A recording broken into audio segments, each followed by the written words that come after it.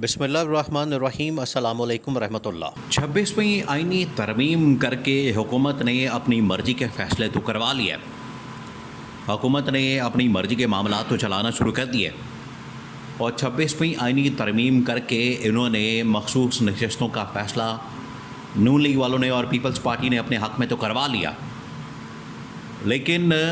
जब इसके ऊपर अवाम ने रद्द-ए-अमल दिया, अवाम ने शोर मचाया, अवाम की जानिब से इसके ऊपर आवाज़ उठाई गई है, तो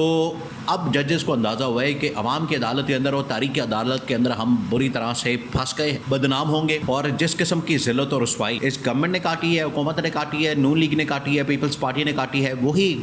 ज़िल्लत और रुसवाई हमारे खाते में पड़ने जा रही है। और उनके लिए एक और भी बहुत बड़ी मिसाल मौजूद है, वो है कादी फ़ाइज़ ईसा की। कादी फ़ाइज़ ईसा जो है वो जिस तरीके से अवाम में जाके ज़लील हुए, जब वो चीफ़ जस्टिस थे तब भी, और जब चीफ़ जस्टिस का ओहदा उन्होंने छोड़ दिया, टेन्योर मुकम्मल कर लिया, उसके बाद वो पाकिस्तान में रहने के काबिल नहीं रहे, पाकिस्तान में नहीं रहे। पाकिस्तान में रहना उनके लिए बड़ा मुश्किल हो गया था, पाकिस्तान के अंदर वक्त काटना उनके लिए बड़ा मुश्किल हो गया था। वो पर यहाँ से भाग गए, दौड़ गए, और इन्होंने ये जो ओहदा है,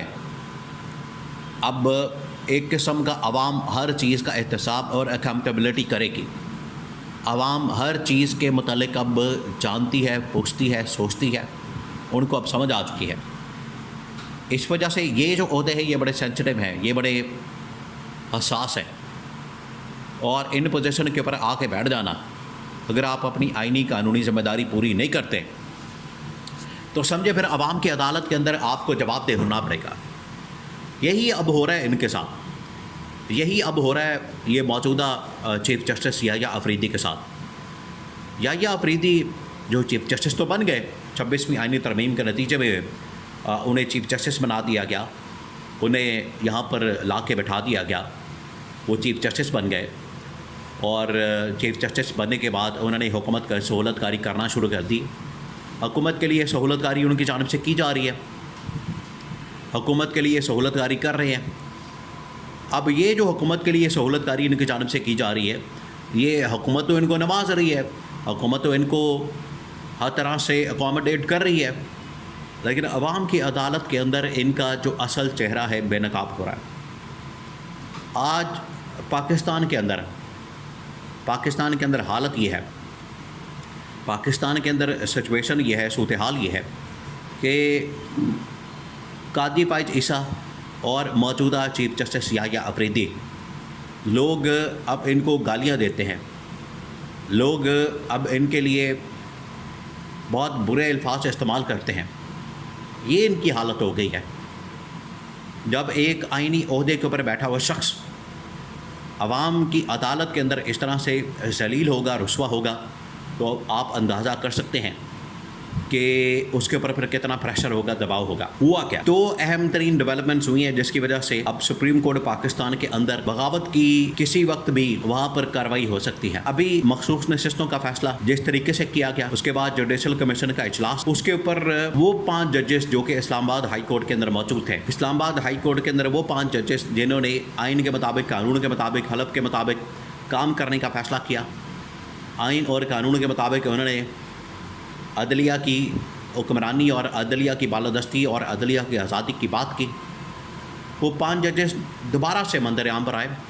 और उन्होंने चीफ़ जस्टिस याह्या अफरीदी को ख़त लिखा, एक और ख़त, ये बड़ा अहम तरीन ख़त लिखा गया। उधर से एक और जज जस्टिस मंसूर अली शाह, जो बड़े सीनियर जज हैं, सीनियर तरीन जज हैं, उन्होंने भी ये ख़त जो है वो सदर आसिफ अली जरदारी को लिखा है, और सदर आसिफ अली जरदारी को लिख के उन्होंने कहा है कि इस पूरे प्रोसेस के अंदर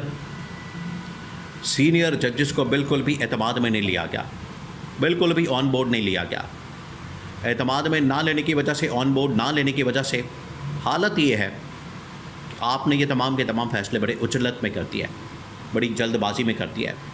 और उसका नुकसान ये हो रहा है कि अदलिया के अंदर आज ये जो फ़ैसला है मखसूस नशिस्तों का, इसके ऊपर 2 से 3 जजों ने दस्तखत करने से इनकार कर दिया। अब ये तमाम की तमाम जो डेवलपमेंट्स हुई हैं, ऊपर नीचे डेवलपमेंट्स हुई। पहली डेवलपमेंट हुई इस्लामाबाद हाई कोर्ट से जजेस को निकाल के ला के यहाँ पर ख़त लिखना, ख़त लिखने के बाद जस्टिस मंसूर अली शाह का आसिफ अली जरदारी को ख़त लिखना, और उसके बाद ये ख़त लिखने के बाद उनकी जानिब से मामले को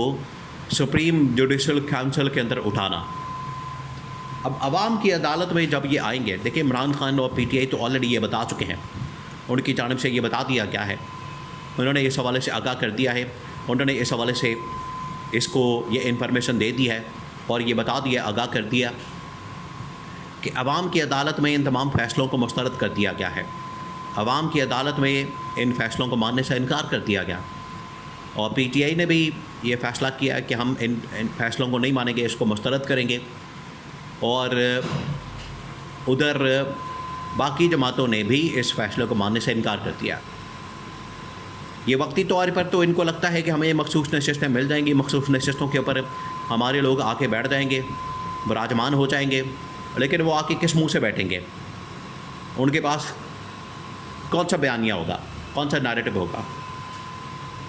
आइन और कानून की किस तरह से बात करेंगे? जमहूरियत की वो बात किस मुंह से करेंगे कि एक ऐसे